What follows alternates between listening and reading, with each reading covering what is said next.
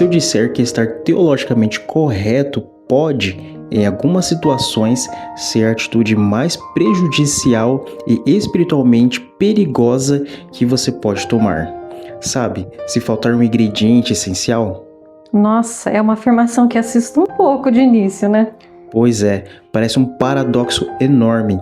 A gente passa a vida inteira buscando a verdade, estudando as escrituras, tentando ter a doutrina toda certinha na ponta da língua. Com certeza, a gente valoriza muito o estudo profundo. Exato, mas se eu disser que ter todas as respostas bíblicas, a ter o intelecto teológico mais afiado da sua igreja, mas não ter o amor prático pelo sermão é completamente vazio e que isso pode, na verdade, destruir a sua congregação? É um paradoxo bem desconfortável, mas é exatamente onde o apóstolo Paulo toca na nossa lição da Escola Sabatina de hoje. Sejam muito bem-vindos ao nosso estudo diário. Hoje é domingo, 26 de julho, e o nosso tema é o conhecimento versus amor. Um tema muito necessário, por sinal. Muito. A missão da nossa conversa hoje é mergulhar em 1 Coríntios 8, do versículo 1 ao 13. Nós muitas vezes assumimos que a verdade crua é o objetivo final da vida cristã, sabe? Sim, a gente tem muito essa visão. Mas ao longo desse mergulho na palavra, nós vamos ver que a verdade usada como uma arma, a verdade sem o amor, ela é puramente destrutiva. O conhecimento, quando não é temperado pela compaixão, não edifica a igreja. Ela acaba dividindo, né? Ele divide profundamente. E é fascinante observar como Paulo usa um problema muito prático do dia para nos ensinar algo super profundo sobre o caráter do próprio Deus. Exatamente. Nós não estamos falando aqui de debates teológicos abstratos que aconteceu lá longe da realidade. Não. Nós vamos ver como esse assunto lidava com questões muito reais, coisas que literalmente dividiam os irmãos na hora do almoço. Isso mesmo, na mesa das pessoas. Então continue ouvindo, porque o próximo ponto talvez seja um dos mais importantes desse estudo. Nós vamos entender como a necessidade de estar sempre certo quase rachou ao meio uma das congregações mais dinâmicas do Novo Testamento, a Igreja de Corinto. Para entendermos a gravidade dessa divisão, nós precisamos ir fundo na realidade de Corinto no primeiro século. Que não era só uma cidade qualquer, De certo? jeito nenhum. Corinto não era apenas uma cidade pagã. Era uma metrópole portuária muito vibrante, tipo um centro de comércio global da época e completamente saturada pela idolatria. Tudo girava em torno disso, né? Tudo. Os templos pagãos, eles não eram só locais de culto, eles funcionavam como restaurantes, açougues e centros de convivência social. A vida política e comercial acontecia ali, nos banquetes desses templos. É difícil até pra gente imaginar isso hoje. Pois é. Então, grande parte da carne vendida nos mercados, o famoso macelo, vinha diretamente dos sacrifícios realizados naqueles altares pagãos. E olha, isso cria um problema prático colossal para aquela igreja novinha que Paulo tinha fundado. Porque de repente você tem cristãos sentados à mesa e a carne que estava sendo servida provavelmente foi dedicada a Apolo ou a Afrodite, algumas horas antes. Exato. E isso nos leva diretamente ao choque de duas visões de mundo dentro da mesma comunidade. Pelo que vemos no texto, havia duas frentes, né? A primeira, que Paulo chama os fortes, lá em 1 Coríntios 4, verso 10, e eu quero focar neles um pouquinho, porque a lógica deles faz muito sentido para nós. A lógica humana e teológica deles era muito excelente, na verdade, né? Sim, esse grupo de cristãos tinha uma teologia muito bem resolvida. Eles olhavam para a carne e diziam: bom, nós sabemos que ídolos não existem, uma estátua de madeira não tem poder nenhum. É o que o Paulo prega, cita lá no verso 4, né? Eles sabiam que havia um só Deus, isso? Então, para eles, passar por um altar pagão não alterava o valor nutricional nem dava poder espiritual demoníaco para o alimento. Eles sentiam que tinham a liberdade total de comer daquela carne. Sem que isso afetasse a fé deles em nada. A ciência e a teologia estavam totalmente do lado deles. O raciocínio lógico estava perfeitamente alinhado com a realidade de que Deus é o único soberano. Mas aí que o negócio complica, porque a igreja não era feita só de fortes, né? Pois é. É aqui que entra o segundo grupo que o apóstolo chama de os fracos, lá no verso 9 a 12. E é vital a gente entender que quando Paulo usa o termo fraco, ele não está ofendendo ninguém. Ele não está dizendo que a pessoa é menos inteligente ou algo do tipo. De forma alguma. Ele está apenas descrevendo os irmãs com uma consciência ainda muito vulnerável. Pessoas que traziam uma bagagem pesada, certo? Muito pesada. Pensa na psicologia desse novo convertido. Essas pessoas, até a semana antes de conhecerem o Evangelho, elas viviam mergulhadas num mundo onde os deuses pagãos governavam tudo através do medo. Por isso, mesmo comer aquela carne era um gatilho emocional muito violento. Trazia memórias reais e dolorosas, né? Com certeza. Na mente deles, ao comerem a carne, eles sentiam que estavam de alguma forma traindo a Jesus e voltando a participar do culto aos ídolos. A consciência deles simplesmente não conseguia separar o alimento do ritual demoníaco. É uma dissonância cognitiva fortíssima. Para trazer isso para a nossa realidade moderna, imagina que nós tivéssemos hoje na igreja um cristão veterano que conhece muito a Bíblia e que tem uma consciência super tranquila sobre frequentar certos ambientes ou se envolver em práticas culturais inofensivas. Certo, ele se sente totalmente livre. E aí ele está convivendo com um recém-convertido que acabou de ser resgatado, digamos, de um passado terrível com alcoolismo ou práticas que destruíram a família dele. Para o veterano, aquele ambiente não significa nada. Ele é imune, mas para o novo convertido, estar perto daquilo é o suficiente para puxar ele de volta para o abismo. O choque de realidade é inevitável num caso desse, né? Inevitável, mas aqui eu faço uma pergunta desafiadora. Pensando puramente do ponto de vista do grupo dos fortes, se os fortes estavam tecnicamente certos na teologia deles e a verdade apoiava que o ídolo não era nada, por que eles não deveriam simplesmente comer e mandar os fracos estudarem mais a Bíblia? Nossa, essa pergunta vai direto ao coração do problema. Porque, sobre uma lente estritamente racional, os fortes poderiam muito bem ter dito isso mesmo. Olha, a ignorância é problema de vocês. Nós somos livres. Vão estudar as escrituras? Exatamente, porque adaptar a verdade à fraqueza de alguém, né? É aí que entra a revolução que Paulo traz para o conceito de convivência cristã. Para o apóstolo, o problema central de Corinto não era o cardápio. Era assustador a falta de empatia, a falta de amor. Faltava o básico do cristianismo ali. Faltava. Paulo alerta para um mecanismo muito perigoso. Ao ver o cristão forte e instruído comendo a carne com total tranquilidade, aquele cristão poderia se sentir pressionado a imitar essa conduta. Mesmo indo contra a própria consciência dele. Ele comeria não por liberdade, mas por pressão social. Perfeito. O fraco ia violar a própria consciência. Ele comeria sentindo que estava pecando. E a Bíblia nos diz que tudo que não provém de fé é pecado. É uma violência espiritual contra a pessoa. Sim. E o apóstolo Paulo estava horrorizado com a ideia de que o conhecimento superior de um grupo pudesse virar uma pedra de tropeço literal, destruindo a fé frágil de alguém por quem Jesus Cristo deu a vida na cruz. Paulo eleva o valor do ser humano muito acima do valor de estar certo num debate. É uma quebra de paradigma brutal. E você, já tinha percebido esse detalhe nesse texto bíblico? É fascinante e ao mesmo tempo assustador notar que ter a razão não é o fim da linha, é só o ponto de partida. Com certeza, é só o começo da nossa responsabilidade. Porque se ter a informação correta não basta, Então, o que a Bíblia define como verdadeiro conhecimento? Essa é a essência magistral do capítulo 8, especificamente lá no verso 2.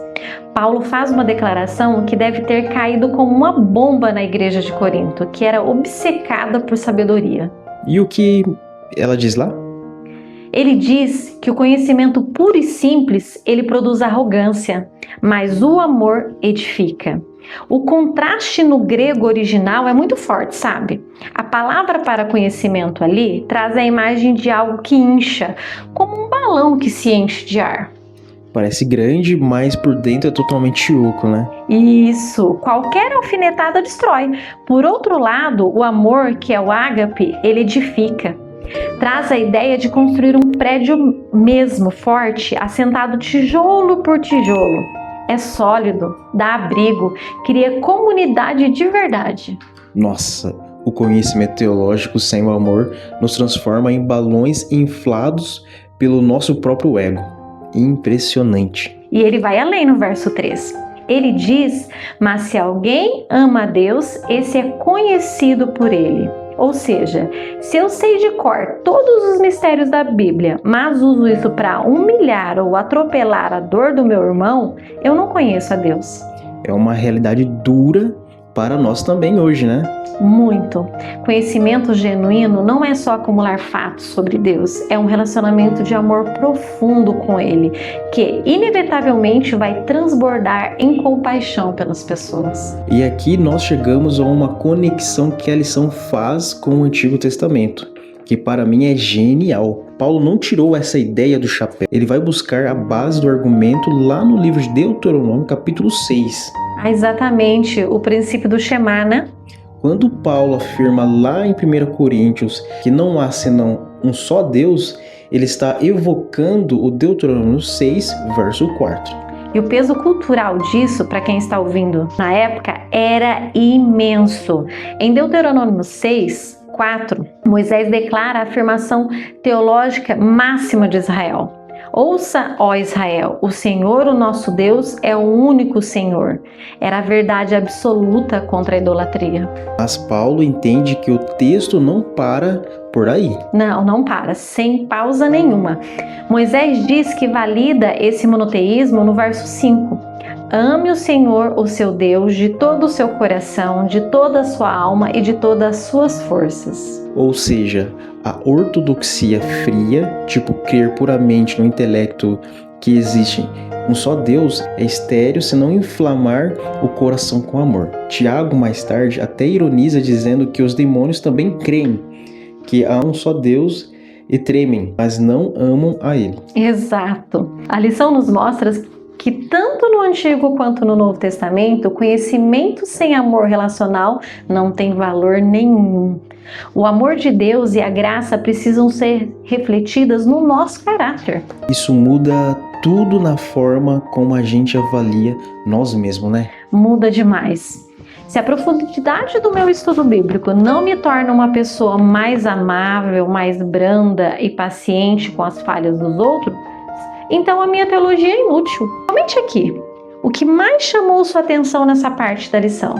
Queremos muito ler o que vocês acham disso. Com certeza, deixa nos comentários e olha, se a verdadeira prova do nosso conhecimento de Deus é o modo como amamos, a gente precisa olhar para a prática, para o chão de fábrica, como esse amor de Deus se traduz na forma como tratamos nosso irmão, no dia a dia, quando as opiniões batem de frente. Para responder isso, a gente precisa ver como a Bíblia lida com tensões. No contexto geral da igreja do Novo Testamento, a instrução era dura contra comer alimentos sacrificados. Lá no Conselho de Jerusalém, em Atos 15, a liderança pede especificamente para os gentios não comerem dessas carnes para não ofenderem os judeus. E em Apocalipse também tem isso, né? Sim, em Apocalipse 2, nas mensagens para as igrejas de Pérgamo e Tiatira, comer carnes sacrificadas é condenado de forma severa, ligado à apostasia. O que levanta uma dúvida muito boa. Por que então em Coríntios, Paulo parece ser muito mais brando? Ele abre um espaço para o diálogo ali sobre algo que Atos e Apocalipse tratam de um jeito tão rígido, o que muda nisso? O que muda é a abordagem pastoral e o foco do problema. Paulo não estava lidando em Corinto com cristãos que cultivavam ídolos por rebeldia. Ele estava lidando com cristãos que usavam a liberdade teológica para desprezar os mais fracos. Ele estava tratando da doença raiz, não só os sintomas, né? Exatamente. A doença era a falta de unidade causada pelo mau uso da liberdade. Como o apóstolo concorda logicamente que o ídolo não existe, ele reconhece que, em tese, os fortes teriam o direito de comer a carne. Em tese, eles podiam. Isso, mas é aqui que está o grande paradoxo. Paulo coloca uma lei maior por cima disso. Ele impõe uma condição baseada na lei absoluta do amor. Se o exercício do meu conhecimento, do meu direito cristão, causar dor ou tropeço no meu irmão, que ainda está amadurecendo, eu devo abandonar esse direito imediatamente. O foco é a salvação do outro. Nossa, isso bate de frente de forma até violenta com a cultura em que nós vivemos hoje, né? Totalmente. A gente vive na era dos direitos. Exato, vivemos na era da hiperindividualidade. A gente é ensinado desde pequeno a exigir nossos direitos a qualquer custo.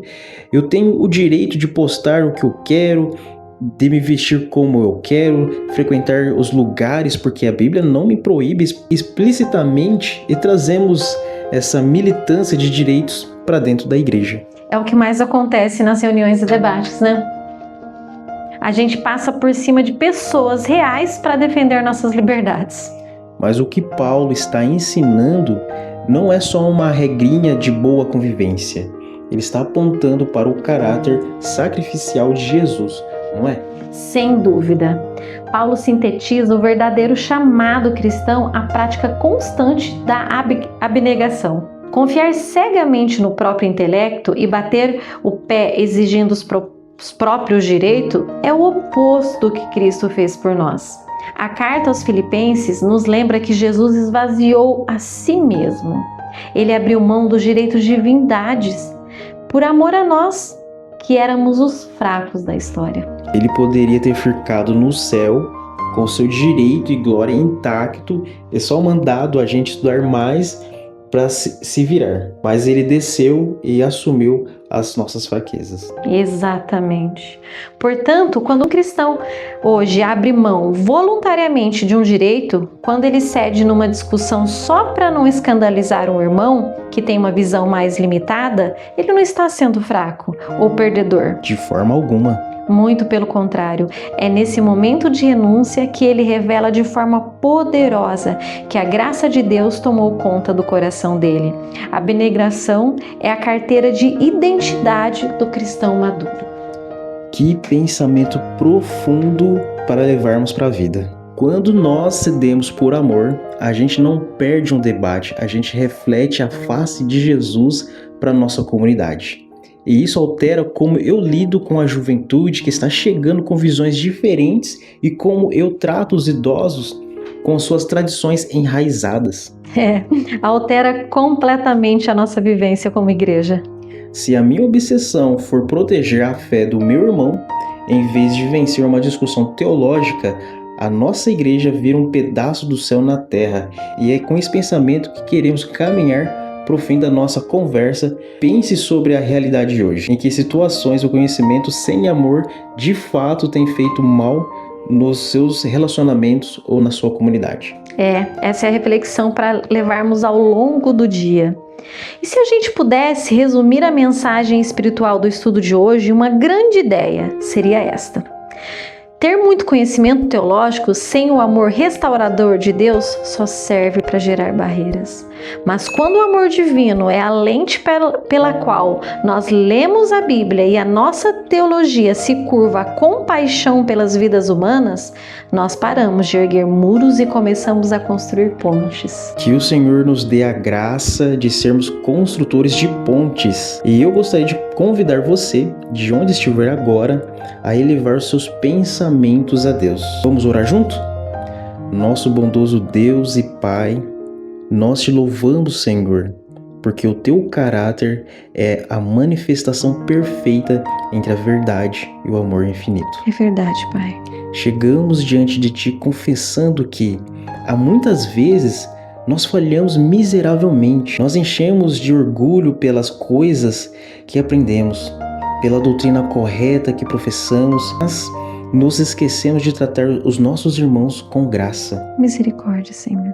Perdoa, Pai, a nossa falta de paciência e abnegação. Nós clamamos por uma sabedoria espiritual que vá muito além do mero intelecto humano. Transforma a nossa mente, Pai.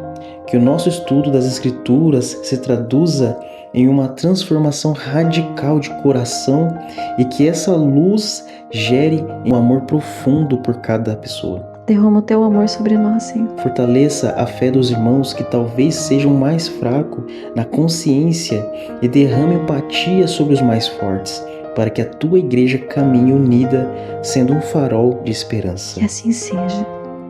Abençoa cada irmão e irmã que separou esse tempo para estudar a palavra. Proteja seus lares e guie os passos de cada um hoje. Nós te pedimos e agradecemos em nome do nosso amado Salvador Jesus Cristo. Amém. Amém. Queridos irmãos e irmãs, foi um privilégio enorme poder compartilhar esse tempo de estudo e reflexão com cada um de vocês hoje. Nós somos uma grande família espiritual e precisamos caminhar lado a lado. Com toda certeza. Por isso, se esse estudo abençoa a sua vida, deixe o seu gostei aqui no vídeo. Isso nos ajuda demais.